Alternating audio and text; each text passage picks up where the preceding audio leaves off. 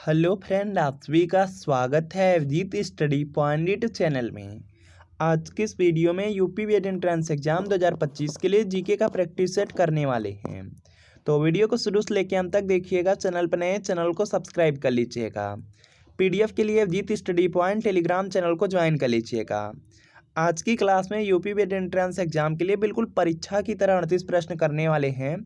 और अगर इन 38 प्रश्नों में से आपके 20 प्लस प्रश्न बिल्कुल सही होते हैं तो आप बीएड एंट्रेंस एग्जाम को काफ़ी अच्छे स्कोर से पास कर सकते हैं। तो आज की क्लास से कितने प्रश्न आपके बिल्कुल सही हुए हैं या कमेंट आप ज़रूर कीजिएगा।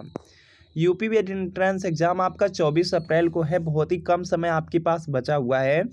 और यह यूपी बीएड एंट्रेंस एग्जाम के लिए प्रीवियस ईयर पेपर है। यूपी बीएड एंट्रेंस एग्जाम में देखेंगे सबसे ज़्यादा प्रश्न प्रीवियस ईयर क्वेश्चन पेपर से ही पूछे जाते हैं।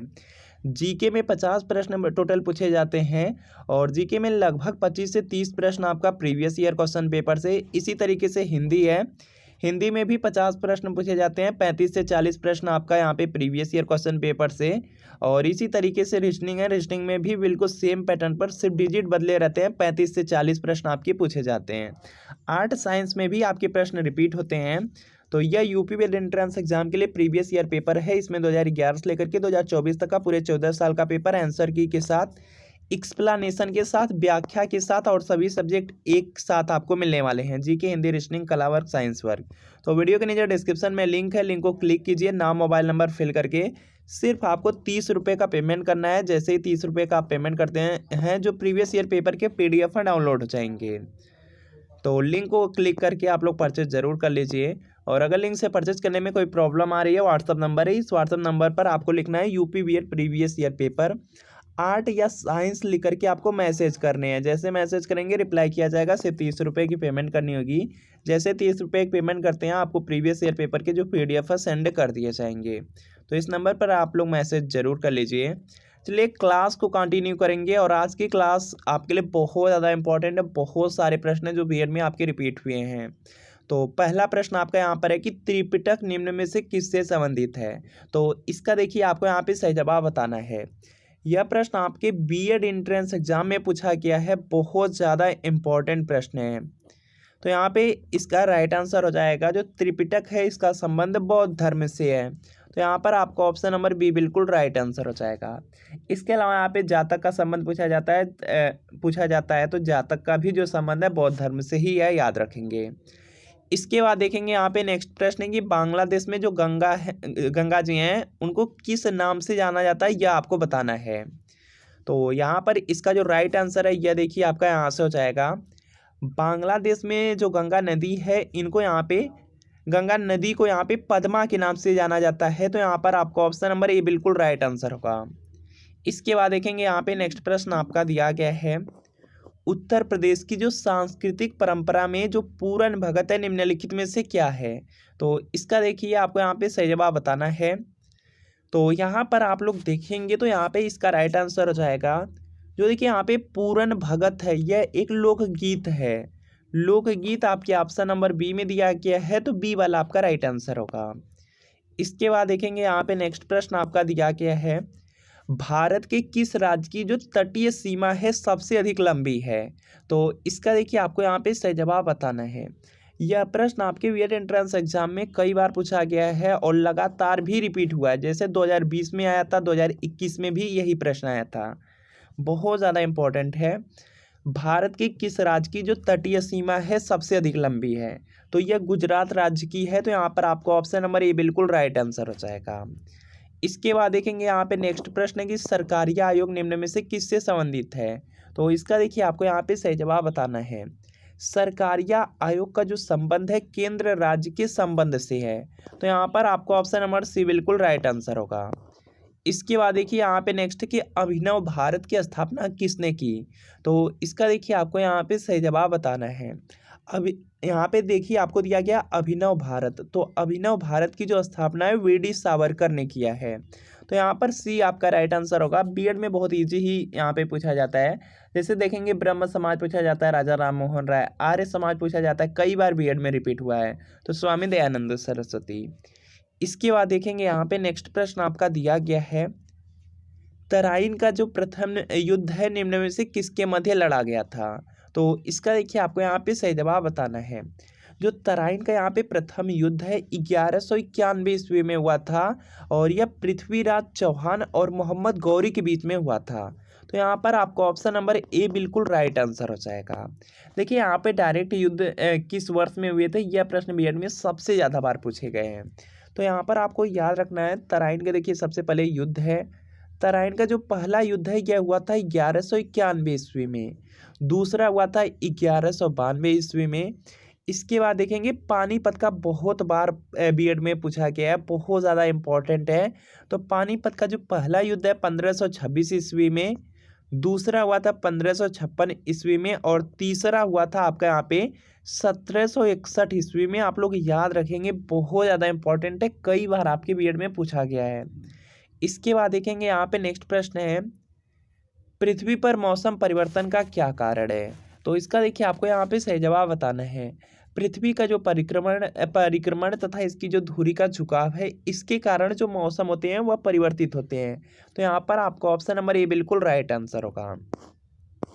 दाढ़ी बनाने के लिए कौन से दर्पण का उपयोग किया जाता है। तो इसका देखिए आपको यहाँ पे सही जवाब बताना है। दाढ़ी बनाने के लिए आपसे पूछा जा रहा है तो अवतल दर्पण का प्रयोग किया जाता है। तो यहाँ पर आपको ऑप्शन नंबर ए बिल्कुल राइट आंसर हो जाएगा। यह भी प्रश्न इंपॉर्टेंट है, बीएड एंट्रेंस एग्जाम में आपका पूछा गया है। साइंस से लगभग आपके यहाँ पे 2 से 3 प्रश्न आपके बीएड एंट्रेंस एग्जाम में पूछे जाते हैं। विवेकानंद शिला स्मारक कहाँ है। तो इसका देखिए आपको यहाँ पे सही जवाब बताना है। जो देखिए विवेकानंद शिला स्मारक है यह कन्याकुमारी में है। तो यहाँ पर आपको ऑप्शन नंबर डी बिल्कुल राइट आंसर होगा। अगला प्रश्न आपका यहाँ पर कि भारतीय संविधान का अनुच्छेद 340 किससे संबंधित है। तो इसका देखिए आपको यहाँ पे सही जवाब बताना है। जो अनुच्छेद 340 है यह पिछड़ा वर्ग आयोग से संबंधित है। तो यहाँ पे सी वाला आपका राइट आंसर होगा। अम्ल वर्षा निम्न में से किस वायु प्रदूषण के कारण होती है। तो इसका देखिए आपको यहाँ पे सही जवाब बताना है। बहुत ज़्यादा इंपॉर्टेंट प्रश्न है। अम्ल वर्षा निम्न में से किस वायु प्रदूषण के कारण होती है। तो यहाँ पर इसका राइट आंसर हो जाएगा, इसमें देखिए होता है नाइट्रस ऑक्साइड और सल्फर डाइऑक्साइड। तो यहाँ पर हो जाएगा आपका ऑप्शन नंबर सी। यह भी प्रश्न आपके बीएड एंट्रेंस एग्जाम में पूछा गया प्रश्न है। निम्न में से कौन सा अवशिष्ट पर्वत भारत के उत्तर पश्चिम में स्थित है। तो इसका देखिए आपको यहाँ पे सही जवाब बताना है। तो यहाँ पर अवशिष्ट पर्वत पूछा गया है उत्तर पश्चिम में, तो यह अरावली है। तो यहाँ पर आपको ऑप्शन नंबर ए बिल्कुल राइट आंसर है। अगला प्रश्न है कि निम्नलिखित में से किस या किन का उपयोग जैव उर्वरक के रूप में किया जाता है। तो इसका देखिए आपको यहाँ पे सही जवाब बताना है। जैव उर्वरक के रूप में आजोला, अल्फा अल्फा और नील हरी शैवाल, इन सभी का प्रयोग किया जाता है। तो डी आपका राइट आंसर होगा। निम्न में से कौन फ्यूरर के नाम से जाना जाता था। तो इसका देखिए आपको यहाँ पे सही जवाब बताना है। एडोल्फ हिटलर हो जाएगा, ऑप्शन नंबर ए में है, तो ए आपका राइट आंसर है। जो थीम डैम परियोजना है किस नदी पर स्थित है। तो इसका देखिए आपको यहाँ पे सही जवाब बताना है। जो थीम डैम परियोजना है रावी नदी पर स्थित है। तो यहाँ पे ए आपका राइट आंसर होगा।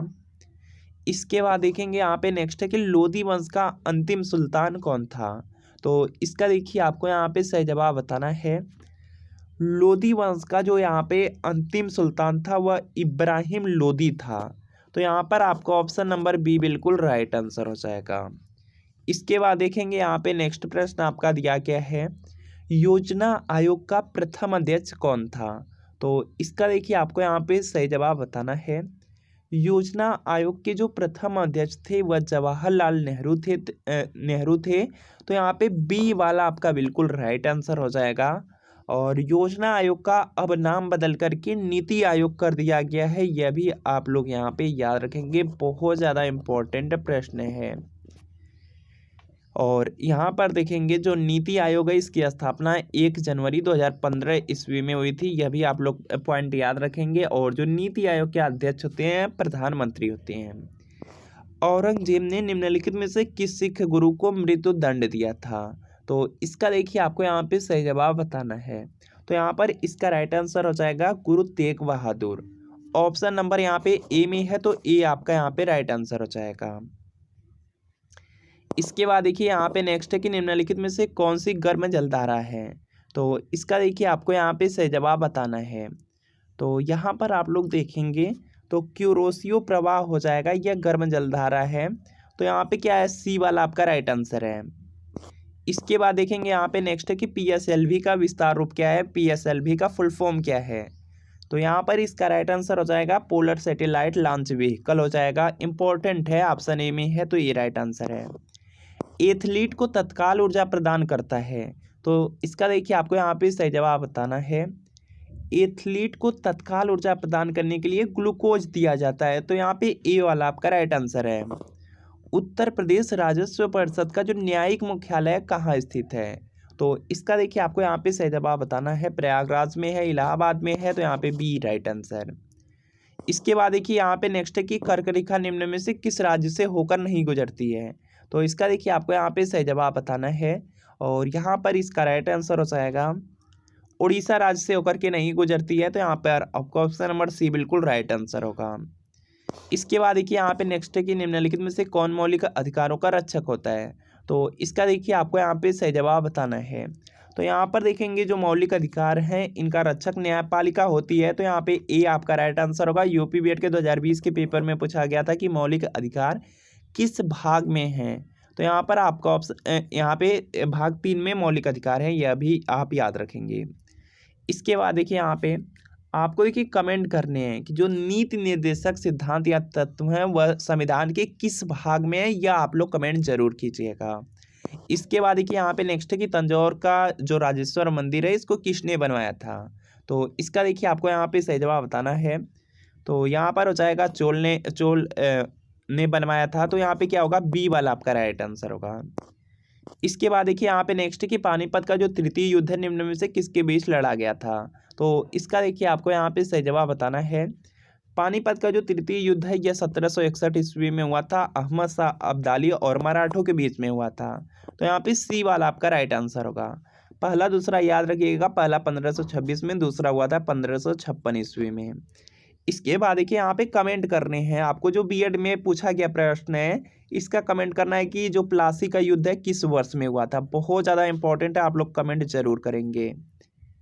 इसके बाद देखिए यहाँ पे नेक्स्ट की जो गद्दी जनजाति है कहाँ निवास करती है, तो इसका देखिए आपको यहाँ पे सही जवाब बताना है। जो गद्दी जनजाति है यह हिमाचल प्रदेश में निवास करती है, तो यहाँ पे ये आपका राइट आंसर होगा। लोसांग उत्सव किस राज्य से संबंधित है, तो इसका देखिए आपको यहाँ पे सही जवाब बताना है। लोसांग जो उत्सव है, लोसांग उत्सव का यहाँ पे जो संबंध सिक्किम से है, तो यहाँ पर आपका ऑप्शन नंबर ए बिल्कुल राइट आंसर हो जाएगा। बहुत ज़्यादा इंपॉर्टेंट प्रश्न है।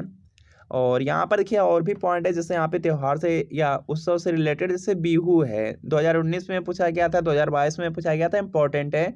बिहू यहाँ पे जो त्यौहार है असम राज्य का हो जाएगा। इसके बाद देखिए यहाँ पे इंपॉर्टेंट में पोंगल है, पोंगल आपका तमिलनाडु का हो जाएगा। बहुत ज़्यादा इंपॉर्टेंट है, आप लोग याद रखेंगे। पोंगल पूछा गया था यूपी बीएड के 2020 के पेपर में।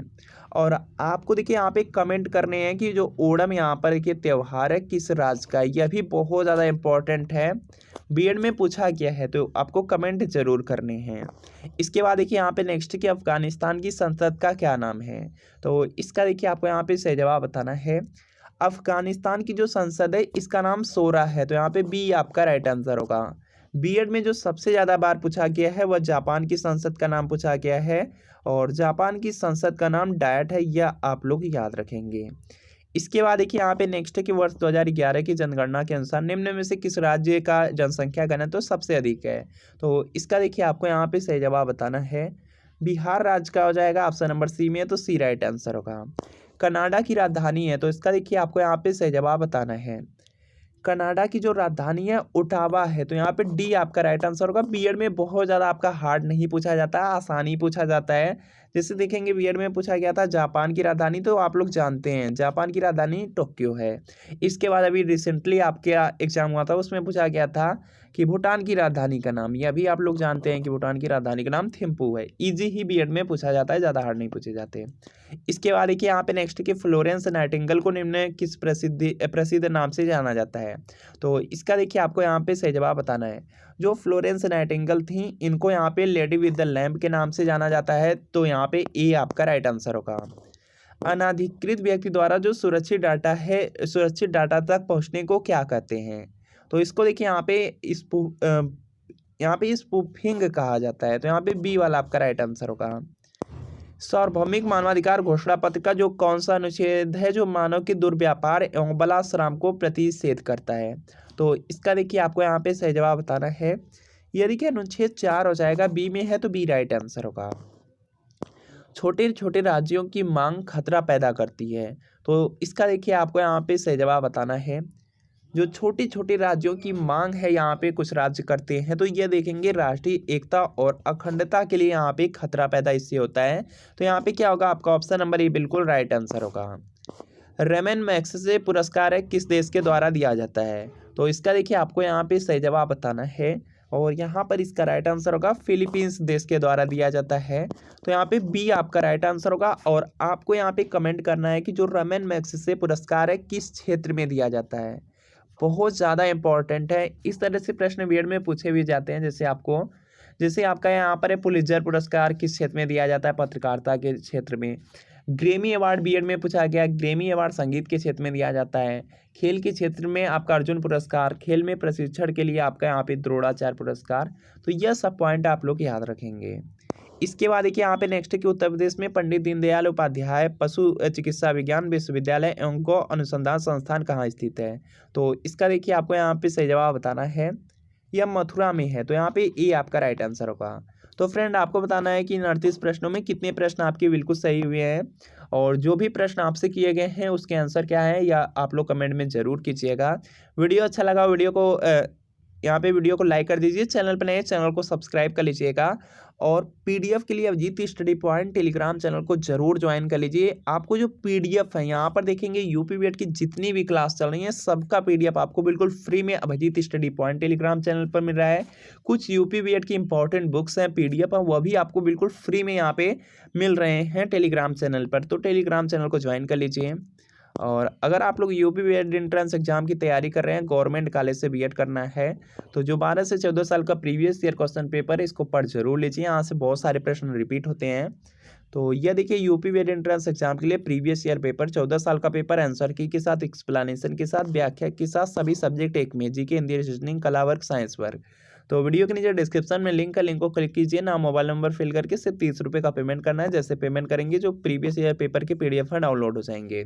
लिंक से परचेज करने में कोई प्रॉब्लम आ रही है तो आपको लिखना है, यहाँ पे व्हाट्सअप नंबर दिया गया है, इस व्हाट्सअप नंबर पर लिखना है UP BEd previous year paper. आपको आर्ट या साइंस लिख करके मैसेज करने हैं। जैसे मैसेज करेंगे रिप्लाई किया जाएगा। सिर्फ 30 रुपये की पेमेंट करनी है। जैसे पेमेंट आप करते हैं आपको प्रीवियस ईयर पेपर की जो पीडीएफ है सेंड कर दिए जाएंगे। तो मिलते हैं फ्रेंड नेक्स्ट वीडियो में।